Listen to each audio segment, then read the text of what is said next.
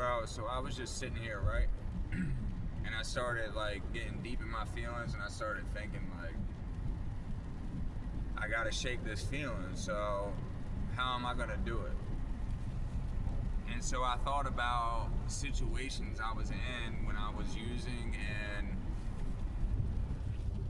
you know, being in bandos and waiting for people to come back that was never coming back, and that sick, empty feeling when you have a warrant, your family don't want you, your family won't help you, they won't answer their phone, and they're not even nice to you, bro. And you're going through one of the worst things that you've ever experienced in your life, and you have nowhere to sleep, bro, and you have nobody that you feel like cares about you, and you pretty much lose your soul, is what it feels like. You go dead, bro.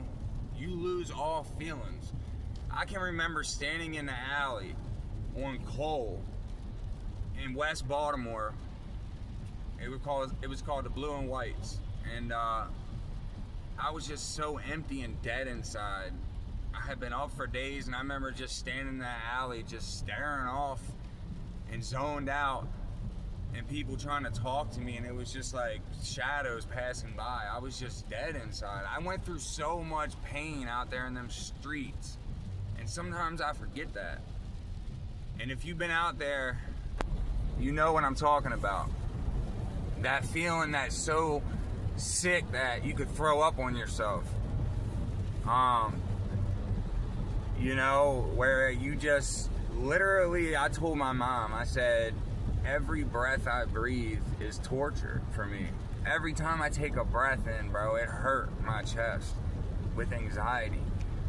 I hated being around. I hated being here to see what I was going through. It was destroying me. And it left a permanent mark on my brain. And that's why I tell you guys, I do know my worth, but sometimes I forget what I've been through. That was very, very powerful for me, and that kind of snapped me out of it. Like, bro, what are you talking about, bro? This is small shit. Look what you've been through, bro.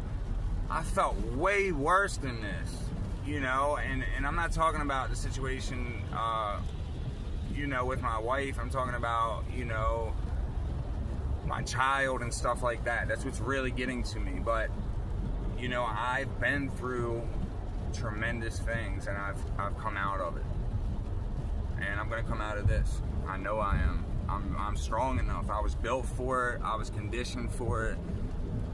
I lived through